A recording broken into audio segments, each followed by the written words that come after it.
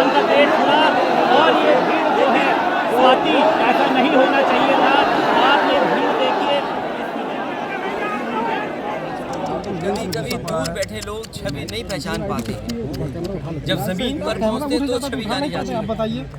जो छवि दिखाई गई है वो छवि नहीं थी। परिवार के कितने सदस्य रहे हैं, जैसा मैंने कहा कि आपने मुख्तार अंसारी नाम लिया, उनके दादा उनके नाना का योगदान क्या देश की आज़ादी में नहीं रहा? किन परिस्थितियों में किन वजह से चीज़ें बदली, लेकिन समाज और परिवार और खासकर ये परिवार आज भी गरीबों के दुख दर्द में शामिल है। क्या हमने आपने नहीं देखा कि जन सैलाब यहाँ पर आ गया? वो लोग जिन्होंने यहाँ पर परिवार के साथ खड़े होकर के ये बताया कि वे परिवार के साथ हैं। क्या प्रशासन नहीं भेदभाव कर रहा था? क्या सरकार भेदभाव नहीं कर रही थी? आप हम जितने लोग हैं, क्या हम ये स्वीकार कर लेंगे कि नेचुरल डेथ थी? क्या आम जनमानस में ये भावना नहीं है कि कुछ सरकार छिपा रही है? और रशिया में क्या एक लीडर ऑपोजिशन को जहर देकर नहीं मारा गया? रशिया में नहीं मारा गया क्या? कितने लोगों की जान चली गई? रशिया में अभी लीडर ऑपोजिशन को इसी तरह जेल में रख करके और जेल में नहीं जहर दे दिया गया? आप सोचो, भारत सरकार पे आरोप है लगा कि आप हमारे देश में हत्या करा रहे हो। क्या कनाडा के प्राइम मिनिस्टर ने भारत पर आरोप नहीं लगाया? क्या अमेरिका में आपने जिसको सुपारी दी थी वो नहीं पकड़ा गया?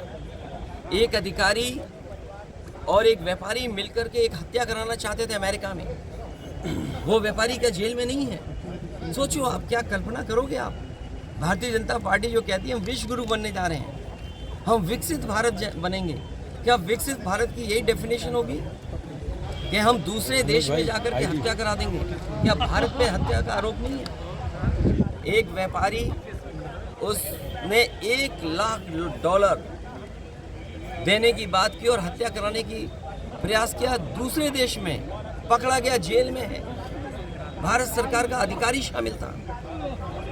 क्या कनाडा के प्राइम मिनिस्टर ने भारत सरकार पर आरोप नहीं लगाया? क्या रूस जैसा पड़ोसी देश में क्या एक लीडर ऑपोजिशन की नहीं जेल में हत्या हो गई? इन बातों को सब जानते हैं आप।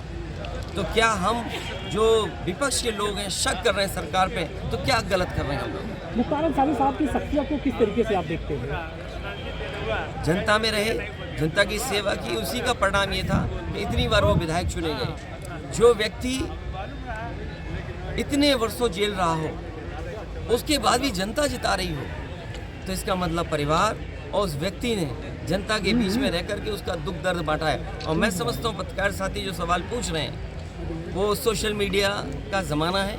आज वो तमाम स्टोरीज़ वहाँ पर हैं कि किस तरीके से परिवार ने लोगों के बीच काम किया, उनके दुख दर्द में शामिल रहे। लोकतंत्र में जो जनता का दुख दर्द नहीं बांटता, दुख दर्द में नहीं खड़ा होता, उसके साथ जनता भी नहीं खड़ी होती। और वो जिस दिन खबर सुनी लोगों ने और आज तक जिस तरीके से परिवार से लोग जुड़ रहे हैं, ये बताता है कि परिवार के लोग जनता के बीच में रह करके उनके दुख दर्द को समझते हैं। केशव प्रसाद मौर्य का भी एक बयान है आज सुबह आया कि समाजवादी पार्टी हमेशा गुंडे माफियाओं के साथ देती है। उनसे बड़ा गुंडा कौन हो सकता है?